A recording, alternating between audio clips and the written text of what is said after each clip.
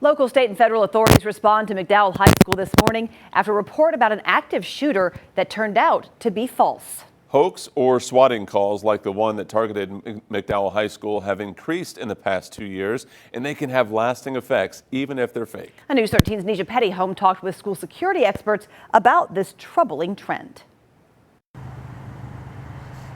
A day no parent wants to experience. It was terrifying. You see stuff on the news, but you don't think something will happen in our town, you know? One father feeling vulnerable and helpless. And then your daughter calls, and it's just, you feel helpless because you can't go up there to the school. You want to stay calm, make sure she's calm.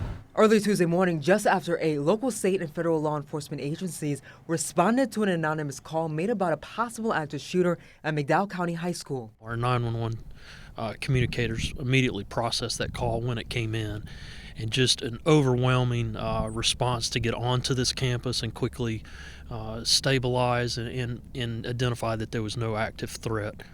Officers did a thorough sweep at the school. It was shortly after 9. Authorities announced that there were no shots fired and there were no victims. This was deemed a hoax, and situations like this isn't the first time.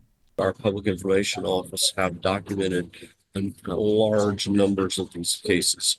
Mo Kennedy, the executive director for the National Association for School Resource Officers, says that they've seen a disturbing uptick in swatting calls, false reports made to emergency services with the intent to send law enforcement to a specific location.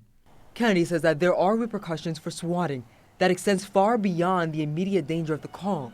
The danger of when you're having to do an expedited response to a situation and trying to get there as quickly as possible. All of that, equals potential for danger, injury.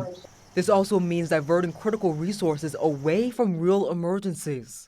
If you get a call that there's an active shooter event going on at a school, there's going to be a huge law enforcement response, which means that's taking those officers away from the beats they're supposed to be patrolling, the districts they're supposed to be patrolling, and it's leaving those areas uncovered. And regardless of the increased danger and the use of resources, each call must be taken promptly.